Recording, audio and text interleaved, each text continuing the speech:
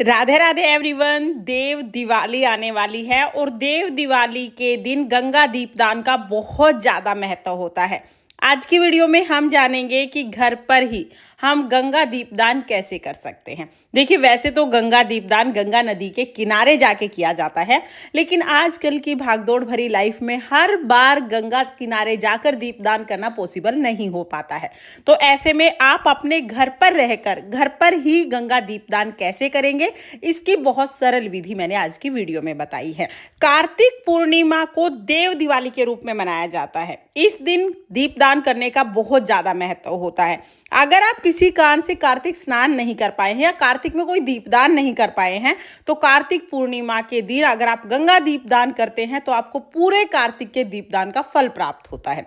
गंगा दीपदान करने के लिए जिस जगह पर भी घर में आप दीपदान करना चाहते हैं उस जगह को साफ करके आप स्वास्तिक बना लीजिए या कोई रंगोली आप बना लीजिए। उसके ऊपर हम एक शुद्ध पात्र रखेंगे, तो आप कोई परात ले सकते हैं या कोई भी शुद्ध पात्र आप ले सकते हैं। इसमें हम सबसे पहले गंगा जल डालेंगे। देखिए, पहले गंगा जल डालते हैं, उसके बाद उसमें हम शुद्ध जल डालते हैं। तो यहाँ पर हम गंगा जल डाल देंगे। इसके बाद हम इसमें शुद्ध जल डालकर एक कृत्रिम गंगा तैयार कर लेंगे। ये गंगा जी का ही स्वरूप हमने तैयार कर लिया है और घर में ही अब हम इन गंगा जी का पूजन करेंगे। तो हल्दी, रोली, चावल हम इसमें समर्पित कर देंगे। गंगा जी के तट के समान भाव करके हम गंगा तट पर तिलक कर देंगे। तो रोली से, चंदन से हम तिलक करेंगे। और देखिए, जिस भी पात्र में आप गंगा जल रखते हैं, गंगा जल जो आपकी है उसका भी हमें पूजन करना है। तो अपने गंगा जल के पात्र को भी हम तिलक कर देंगे, पुष्प समर्पित करेंगे, अक्षत समर्पित करेंगे। और जो हमने गंगा स्वरूप तैयार किया है, गंगा जी को भी हम पुष्प समर्पित कर देंगे। तो गंगा जी का पूजन आप अपने घर के आंगन में, मंदिर के सामने, बालकनी में कहीं पर भी कर सकते हैं। इसके बाद दीपदान के लिए हम यहाँ पर मिट्टी के दिए तैयार करेंगे। गंगा जी के तट पर दीपदान करने के लिए, गंगा तट पर दीपदान करने के लिए हम मिट्टी के दिए तैयार कर लेंगे। तो ये दिए रखने के लिए मैंने यहाँ पर पीपल के पत्ते ले लिए हैं। आप पीपल के पत्ते ले सकते हैं, आम के पत्ते, केले के पत्ते, पान के पत्ते, कोई भी शुभ वृक्ष के पत्ते आप ले सकते हैं। अशोका के पत्ते भी आप ले सकते हैं। तो किसी भी शुभ वृक्ष के पत्ते लेकर हम गंगा तट पर ये पत्ते रखेंगे और इसके ऊपर हम दीपदान करेंगे। तो यहाँ पर हम सभी पत्तों के ऊपर दीप जलाकर दान करेंगे। तो इस तरह से हम दीप जला देंगे। गंगा जी के तट पर दीपदान करना बहुत ज़्यादा शुभ माना जाता है। इस तरह से गंगा तट दीपदान होता है। और गंगा जी के अंदर जो हम दीपदान करते हैं उसमें हम पत्तों के दीपक बनाते हैं। तो कोई भी शुभ वृक्ष के पत्ते आप लेकर उस पर हम बाती रख देंगे, तिलक करेंगे, अक्षत समर्पित करेंगे। भोग के लिए हम चीनी या मिश्री समर्पित कर देंगे। फिर ये दीपक जलाकर हम गंगा जी में प्रवाहित करेंगे।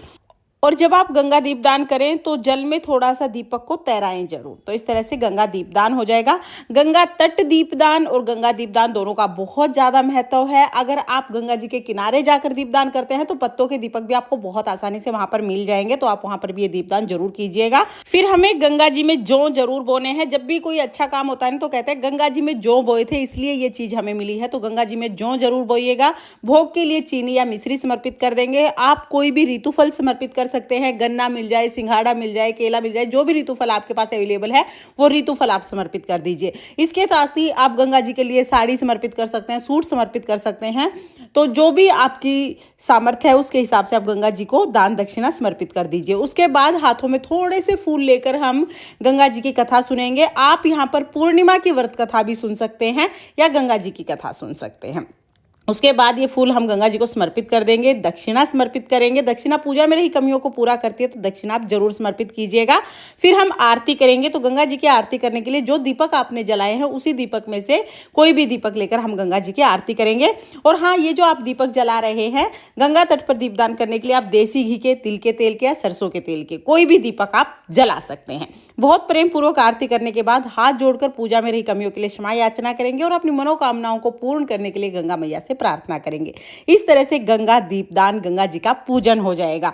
पूजन के बाद जो भी भोग प्रसाद है वो घर में सभी को बांट देंगे। और जो दक्षिणा आपने चढ़ाई है वो आप किसी को भी दान कर दीजिएगा। अगर आपने कपड़े वगैरह भी चढ़ाए हैं तो वो भी आप दान कर सकते हैं। इस तरह से घर पर ही बहुत सरल तरीके से हम गंगा दीपदान करते हैं। गंगा दीपदान पूर्णिमा के दिन, कार्तिक पूर्णिमा के दिन, या तो आप सुबह सूर्य उदय होने से पहले कर दीजिए या फिर आप कार्तिक पूर्णिमा के दिन शाम को सूर्य अस्त होने के बाद दीपदान करें।